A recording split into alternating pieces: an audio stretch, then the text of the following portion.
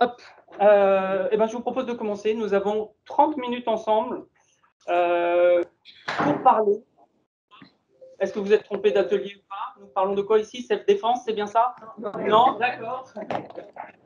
Atelier. Ouais, non, nous parlons du bien-être. Le modèle PERMA issu de la psychologie positive. Je me présente rapidement, je suis Thierry Carré. Je suis coach et formateur en transformation de leader. Je fais ça depuis quelques années maintenant, 5-6 ans. Et avant, je faisais complètement un autre métier. J'étais dans la technique, j'étais chef de projet, chef de programme, donc ça n'avait rien à voir. Donc voilà. Comment vous sentez-vous, vous, ce matin, après cette... Mais en plein. Très très bien. Très très bien. Ouais, ok. Toulouse, on vous entendait tout à l'heure. Ça va? Vous êtes combien dans la salle? Toulouse, au Lyon. Combien êtes-vous dans la salle? Parce que là, je vois. Nous sommes 21 au total et je ne sais pas combien de personnes sont à Lyon et à Toulouse, si vous voulez nous le dire. 6 et c'est... On est 6. C'est Toulouse? 6? 6 c'est Lyon. 6 c'est Lyon, merci, d'accord. Ok.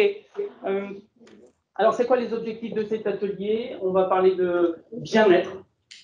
Ils sont 16 à Toulouse. Ils sont 16 à Toulouse. Oui, merci, parce que quand je vais afficher, je ne verrai plus après. Nous, on suit, on va... non, parce que c'est dupliquer l'écran. Ah oui, bah donc, oui, merci. Donc, déjà, si vous avez des commentaires ou des likes ou des dislikes, on ne les verra pas quand je serai en partage d'écran. Voilà, et donc là, on est en vidéo et après, il y aura du partage d'écran et je reviendrai en vidéo, on alternera entre les deux. Donc, si vous écrivez quelque chose, je le verrai après quand nous sommes sur cet écran-là. Donc, l'objectif, découvrir les piliers, identifier ceux qui nous parlent le plus et puis repartir en dernier avec quelque chose qu'on a envie de mettre en place, en fait. Donc, les règles de fonctionnement, rapidement, respect, bienveillance, ouverture. Est-ce que vous voulez en rajouter d'autres? Oui. Humour. Rire. Ok. Oui. On a été assis toute la matinée. C'est pareil, si vous avez envie de vous lever et de vous étirer, voilà, c'est pas, vous pouvez le faire aussi là. Que vous soyez en présentiel ou en distanciel, bien sûr. Alors, je vais commencer le partage. Alors, hop. Hop.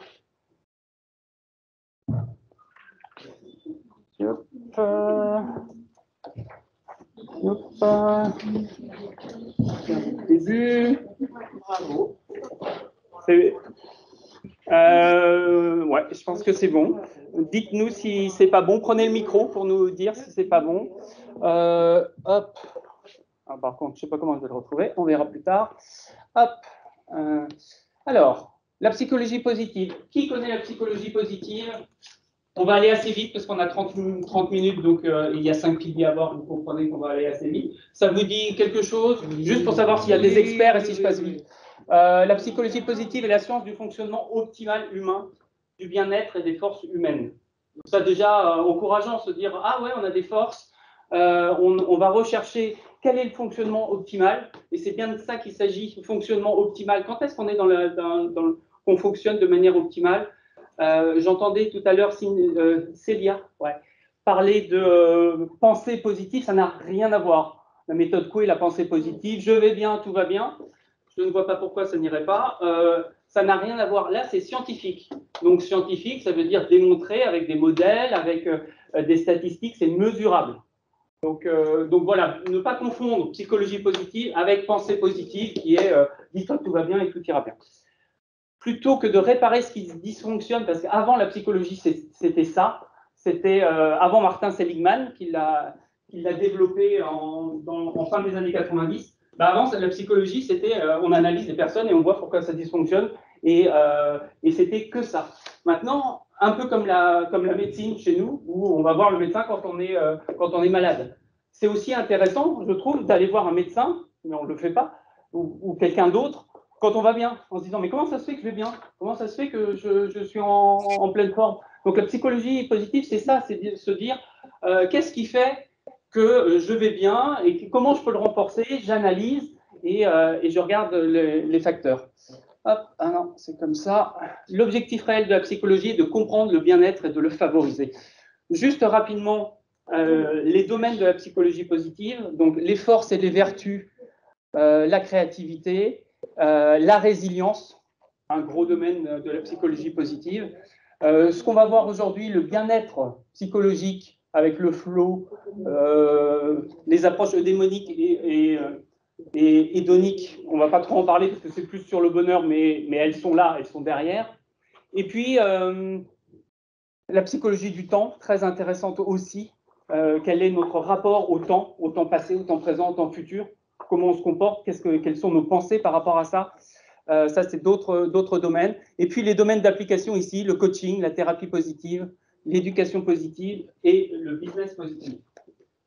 Je vous enverrai le PDF si ça vous intéresse. Ah oui, oui. Puisque je vois que vous prenez des photos, bah, vous pouvez prendre des photos pour l'avoir tout de suite et puis je le ferai passer et vous l'aurez comme vous êtes inscrit. Hop, les émotions positives. Hop. Le premier pilier du modèle PERMA, c'est le P. P de positive emotion en anglais. Quelles sont les émotions positives? Alors là, oui, je vous les montre. Sinon, vous, à quoi vous pensez si je vous dis émotions positives? Joie, plaisir, enthousiasme. Pardon? Oui, partage. Partage. La grande émotion, amour. on a tendance à l'oublier. Mais... Alors, une précision sur émotion positive. Parce que émotion positive versus émotion négative. Chaque émotion est utile. C'est déjà la première chose à comprendre. Donc, c'est pour ça que ce terme de positif, moi, il me gêne. Je dirais plutôt émotion agréable versus émotion désagréable. Voilà, quand je suis avec dans l'admiration, l'amour, l'espoir, tout ça, Célia en a parlé, j'ai l'ouverture. Quand je suis dans une émotion positive, j'ai de l'ouverture. Et c'est, chaque émotion est utile. Une émotion positive, c'est que j'ai un besoin qui est satisfait, en fait. Je me sens bien. Je me sens bien parce que j'ai quelque chose qui est satisfait. Une émotion négative ou une émotion désagréable, qu'est-ce qu'il y a comme émotion désagréable? La colère, la tristesse, la colère, la peur. Là, j'ai un besoin, j'ai un signal d'alarme qui me dit il y a quelque chose qui ne va pas là. Alors, tu le prends en compte ou pas, tu fais comme tu veux, mais c'est un peu comme un voyant sur notre tableau de bord de voiture. Soit on ne regarde pas, c'est orange, on ne regarde pas, il dit oui, attends, il n'y a plus d'essence, bon, on verra plus tard. Soit on le prend en compte. Mais voilà. Les émotions positives. Hop. Qu'est-ce que permettent les émotions positives, à votre avis? l'amour. L'amour, c'en est une, mais qu'est-ce que ça permet, l'amour? De se sentir bien. De se sentir bien, ouais. Ça permet l'ouverture, on en a parlé, oui. Il y en a qui parlent dans le haut-parleur.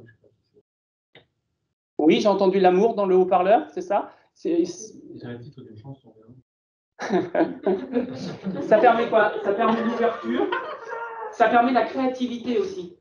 Si vous voulez être créatif et que vous êtes triste, vous avez peur, bah, ça va être difficile. Hein. Donc partons de la base, il faut se sentir bien pour être créatif. Donc c'est le bien-être, c'est cette émotion-là positive qui va pouvoir me permettre d'être créatif, d'ouvrir, d'aller vers les autres. Peut-être que vous avez constaté aussi que quand vous êtes triste, naturellement, vous pouvez vous refermer sur vous et ne plus avoir envie de communiquer parce qu'il y a cette tristesse-là, il y a quelque chose à prendre en compte, mais si je suis triste, je ne suis pas dans l'ouverture. Donc ça permet des choses comme ça. Est-ce que vous pensez à d'autres choses? La créativité, la résilience, l'ouverture,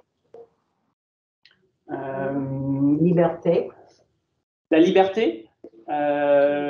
Oui. Et dans quel sens? De se sentir sans limitation Ouais. vis-à-vis soi-même, le monde, les autres. Ouais. C'est une émotion positive. Ouais. Oui, d'accord. Pour petite moi. Pour petite moi. Pourquoi? Pour petite moi. Ouais. Oui, oui. Donc, il faut bien comprendre que l'émotion positive, c'est la base pour aller vers l'ouverture, le dépassement, l'accomplissement. Enfin, tout ça, on va le voir, mais l'émotion positive, c'est ça. Ce qu'il faut retenir là, c'est qu'il faut déjà être dans une émotion positive pour pouvoir s'ouvrir et pour pouvoir accéder au bien-être. Et on le voit bien, l'émotion, quand on est ravi, quand on est content, déjà, il y a une partie de bien-être qui est là. Comment développer les émotions positives? Qu'est-ce que vous faites, vous, pour développer les émotions positives? Quelles actions vous faites? Ça dépend des tempéraments. Ça dépend des tempéraments, oui. Et donc, parce qu'il y a des gens qui vont avoir besoin d'être avec les autres et qui vont être dans quelque chose comme ça, puis des gens qui ont quelque chose de plus intérieur et qui développent ces sentiments-là avec quelque chose de plus intérieur.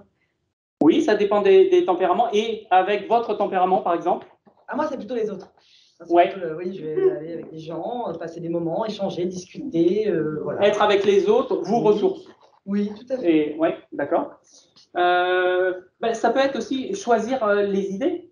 Il y a un lien direct entre les idées, ce que je pense, et alors ça, ce sera un autre débat, mais on peut choisir nos idées. On peut avoir l'impression parfois que nos idées, elles arrivent et puis on n'a aucun contrôle dessus. La psychologie a montré qu'on pouvait les contrôler, qu'on pouvait s'entraîner. Par exemple, si je regarde les médias en ce moment, moi ça m'impressionne, je les regarde très très peu, et à chaque fois que j'entends la radio, mais c'est hyper anxiogène. C'est les informations qui sont données, quel que soit le sujet, c'est alerte canicule, c'est évidemment le Covid, c'est des attentats. Quand je fais la somme de tout ça, c'est vraiment impressionnant.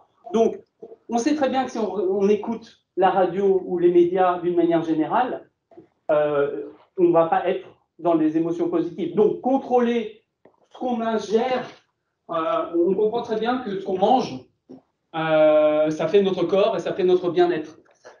C'est pareil pour nos idées. Qu'est-ce qu'on met dans notre tête? Est-ce qu'on met des idées positives? Est-ce qu'on met des idées, alors pas forcément positives, constructives? Qu'est-ce qu'on ingère au quotidien? Et ça peut être une question qu'on se pose et qu'on regarde en disant, mais moi, ah oui, c'est une analyse, c'est vrai que la télé, ouais, je vais moins la regarder ou moins regarder certaines émissions parce que ça me met dans un état et je ne souhaite pas être dans cet état-là. Les émotions positives, on peut aussi décider quelle émotion on a envie de vivre. Moi, j'étais un grand procrastinateur. J'aimais bien parce que justement, avant finir au dernier moment, ça donnait une émotion, j'avais l'impression d'être en vie et tout. Et d'un autre côté, je voulais avoir plus de sérénité dans ma vie.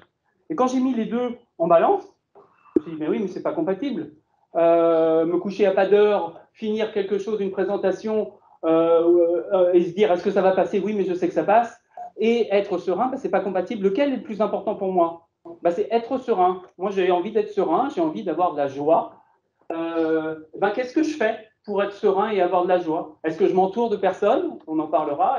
Qu'est-ce que je fais d'une manière générale pour vivre les émotions que j'ai envie de vivre? Ça vous parle? Ok, donc ça c'est le premier pilier, le P. Oui, il y avait une remarque ou une question? Non? C'est bon? Hop. L'engagement. Dans l'engagement, les gens s'emploient et s'expriment physiquement, cognitivement et émotionnellement. Et donc là, l'engagement dans le sens de la psychologie positive, c'est le flow. Une profonde absorption dans une activité. L'expérience optimale. Pour les sportifs, on parle d'être dans sa zone. Quand un sportif dit « je suis dans ma zone », c'est-à-dire que c'est là, il sait qu'il performe au mieux parce qu'il est vraiment dedans. Quand on est dans le flow, on est concentré, on est absorbé, on est vraiment dedans. Hop, pleine concentration dans l'instant présent en poursuivant un objectif qui a du sens. Le flow par rapport à à toutes les possibilités, le contrôle, la relaxation, l'ennui, l'apathie, l'inquiétude, l'anxiété, la stimulation.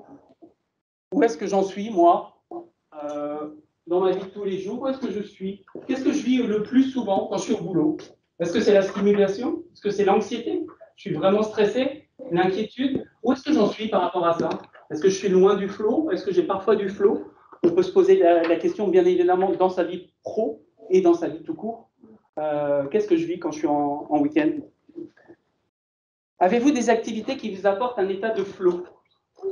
Oui, alors quel exemple d'activité? Moi, j'ai du Qigong. Qigong, ouais.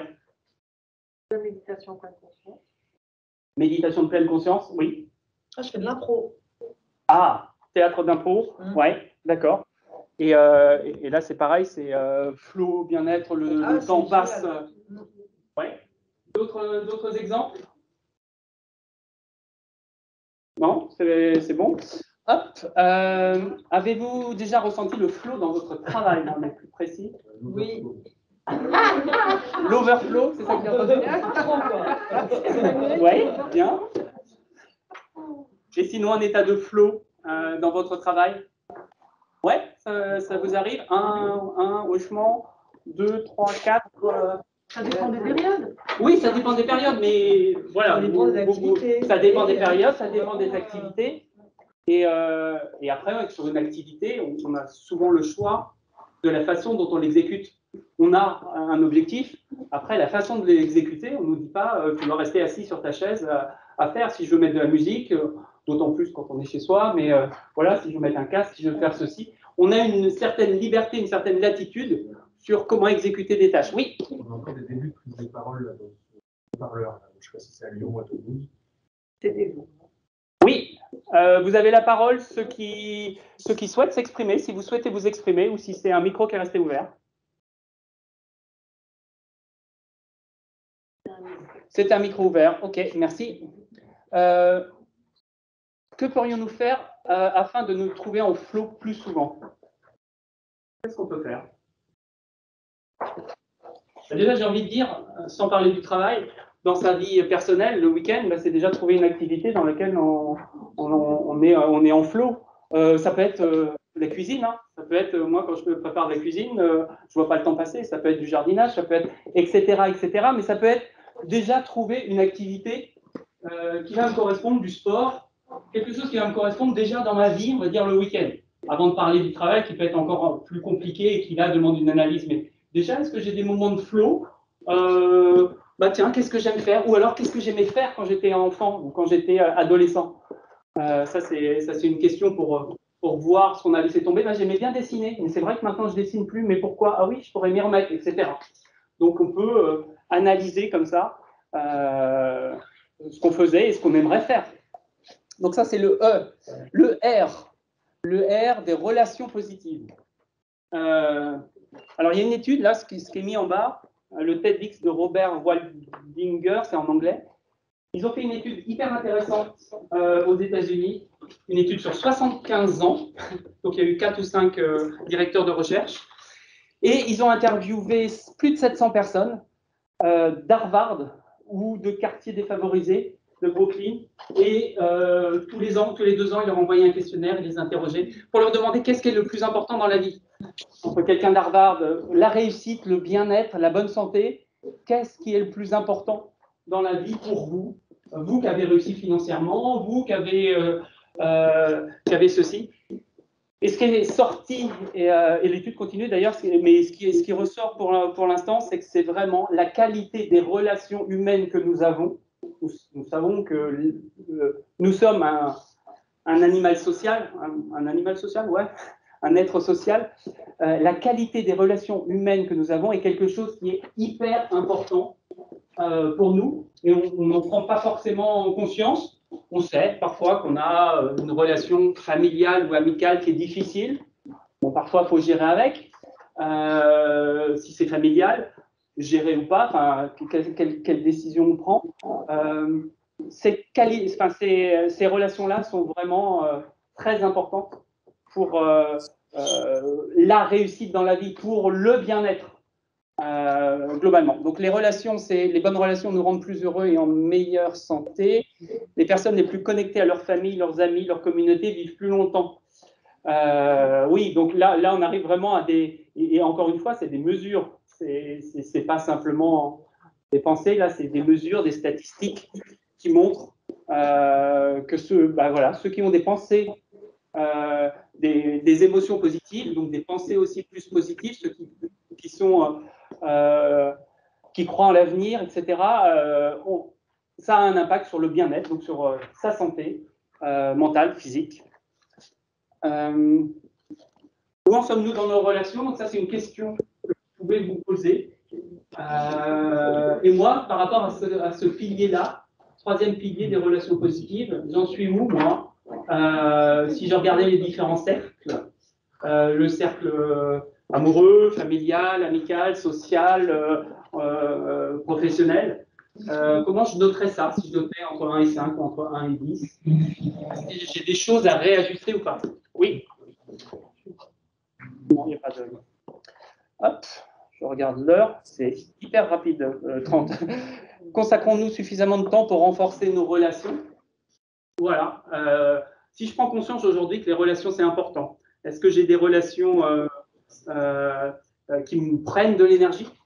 Voilà, vous parliez de... Moi, je me ressource avec les personnes. Est-ce que moi, j'ai des relations qui me prennent beaucoup d'énergie? Qu'est-ce que je fais par rapport à ça? Ou est-ce qu'il y a des relations, au contraire, qui me donnent de l'énergie, mais que je n'entretiens pas? Tiens, c'est dommage, je pourrais recontacter telle personne, on s'entendait bien, ou je pourrais plus côtoyer, parce que, voilà, si j'entretiens des relations, je vais avoir des émotions positives, et donc je vais me sentir mieux. Enfin, tout ça est enchaîné. Ce sont 5 facteurs indépendants qui constituent le bien-être, et qui s'enchaînent. Donc voilà, sur les relations positives, le M comme sens, bien évidemment, en anglais, le sens, c'est le meilleur chemin que j'ai devant moi. C'est une possibilité réelle qui a le plus de valeur pour moi. Qu'est-ce qui a du sens dans ma vie? Donc là, on passe à un autre niveau. Qu'est-ce qui est important pour moi? Hop.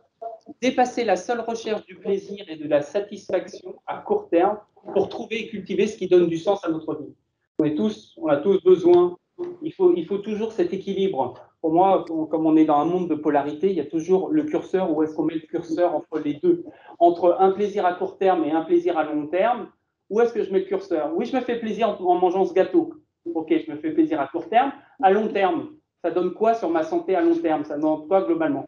Ok, le tout, c'est encore une fois d'en prendre conscience, de se dire, ok, là, je sais que je fais une exception, ou là, je sais que j'ai besoin de ça, ou là, je sais que je fais ça, mais je le fais en conscience. À partir du moment où je le fais en conscience, je suis responsable et je ne peux plus me dire c'est la faute des autres. Voilà, oui, c'est le stress qui fait que je ne suis pas en santé parce que non, je n'ai pas le temps de prendre de bien manger ou de faire du sport, etc. Hop. Comment trouver du sens dans mes activités? Comment faites-vous pour trouver du sens dans vos activités? Nous, on est quand même dans un secteur qui, par nature, a du sens. Donc, c'est vrai que je pense que c'est un dénominateur commun. Voilà, quand on est dans la formation, la transmission, dans l'accompagnement, on a plutôt de la chance de ce point de vue-là. En tout cas, sur la partie professionnelle. Après, le reste, c'est autre chose. Mais en tout cas, sur la partie pro, je pense qu'on est... C'est vrai. C'est vrai. D'accord, votre métier a du sens. Et, elle a bien dit, elle a bien parlé. Et vous êtes, merci. D'autres avis à distance? Complémentaires ou pas? Il n'y a que le boulot qui compte chez nous. Non, c'est bon. Ok. Dans tout ce que je peux faire ce soir, qu'est-ce qui aurait le plus de valeur pour moi? On est parfois dans un mode totalement automatique, en pensant aux contraintes, en pensant à tout ça. Mais qu'est-ce qui pourrait avoir le plus de valeur pour moi ce soir ou cette semaine? Enfin voilà. Est-ce que dans la semaine, j'ai des moments qui ont vraiment du sens pour moi? Est-ce que j'ai ces moments-là ou est-ce que je cours tout le temps? C'est une question que nous pouvons tous nous poser. Le dernier point, l'accomplissement. Achievement. La pyramide de Maslow, là on est tout en haut de la pyramide. On est le fait de réaliser quelque chose, de le concrétiser, et ce qui nous procure un sentiment de confiance en soi et d'estime de soi. c'est aussi ce qui nous permet de mobiliser nos forces. On revient aux forces. Donc là, tout en haut de la pyramide, l'accomplissement. Obtenir des résultats tangibles, individuellement ou collectivement, augmente la confiance, le sentiment et la fierté d'appartenance, favorise l'engagement et la capacité à relever de nouveaux défis. Là, ce qui est intéressant, c'est individuellement ou collectivement. Oui, nous avons tous un ego, nous pouvons travailler dessus. Donc, oui, moi, je. Et puis, quand on travaille dessus, à un moment donné, le collectif aussi, et c'est ce qu'on parle, de co-créer, et on parle de ce shift, de ce paradigme entre passer du moi individuel avec mon ego, j'ai raison, à est-ce que le fait d'avoir raison est ce qui est le plus important? Ou est-ce qu'il faut maintenir la relation? Voilà. Je peux avoir des relations difficiles parce que voilà, je pars de ça. Est-ce que je contribue à quelque chose de plus grand? Est-ce que j'ai du plaisir est-ce que je suis accompli à faire des choses et collectivement, nous avançons ensemble, collectivement, nous progressons. Hop. Quand est-ce que j'ai le sentiment d'accomplissement?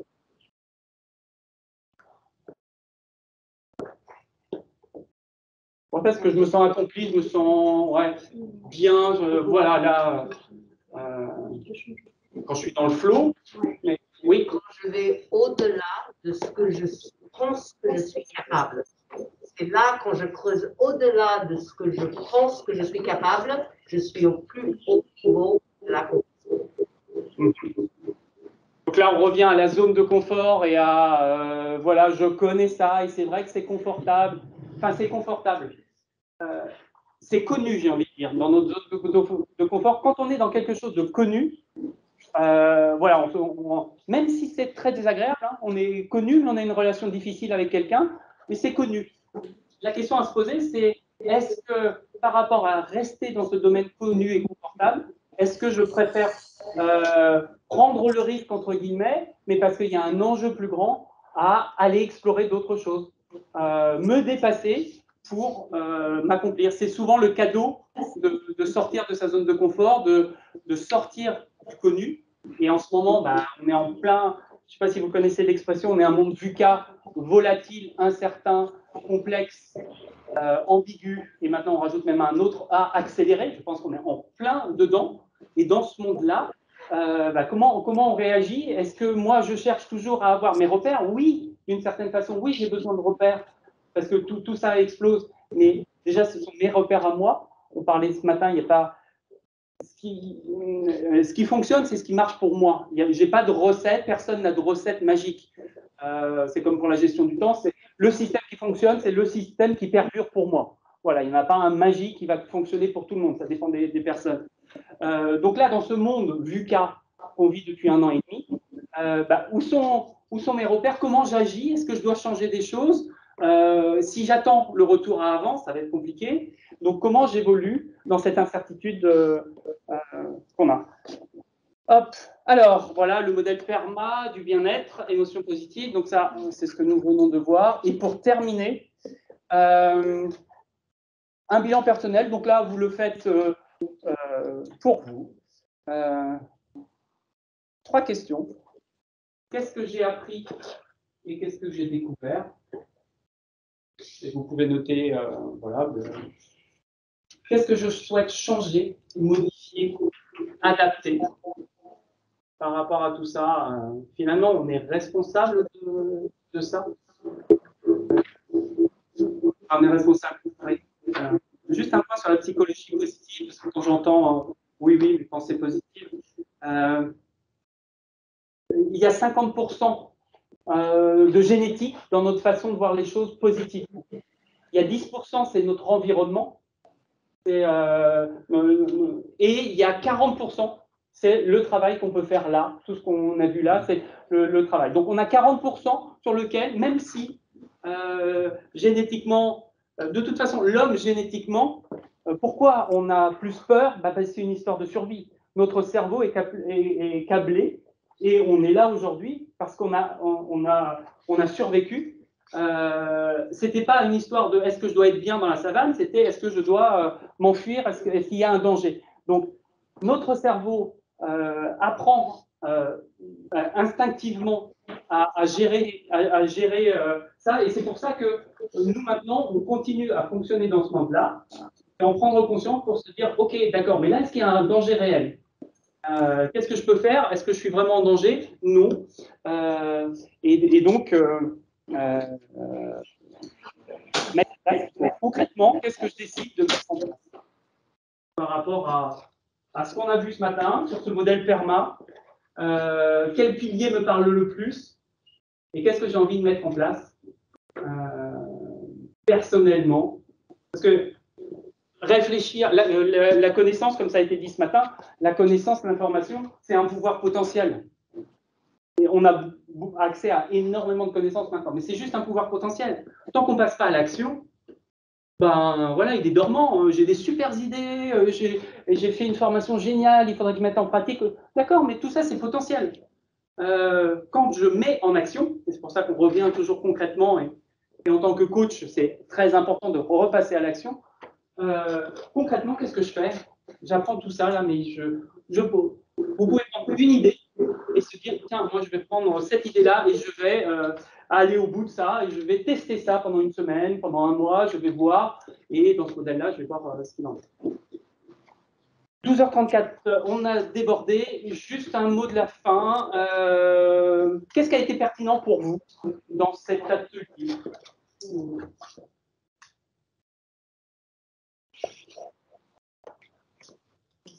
Ça fait une sorte de synthèse, en fait. Une sorte de synthèse. Quand on parle partout, entre guillemets. C'est bien. Ouais, d'accord. Synthèse, ceux qui sont connectés, vous avez envie de vous exprimer.